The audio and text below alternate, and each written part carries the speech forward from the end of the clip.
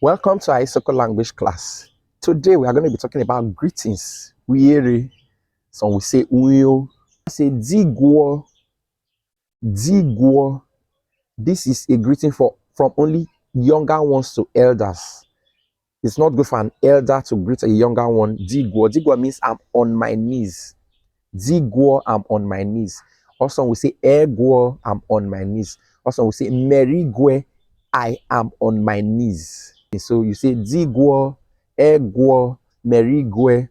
That is you saying I'm on my knees. Then the elder will now respond vre.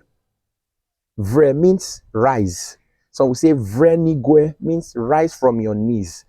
There's something that is peculiar about this response that an adult gives. You say vre, you now add do, so meaning rise and thank you, well done for greeting me. Vre, do, vre, do. So the adults to greet you in response to you greeting him. So isn't that interesting? Vre, do. So next time when you see your elder, you either tell your elder, merigwe, digwo, or egwo, and the elder will say vre, do. Masai kwewo my kufie. Till next class.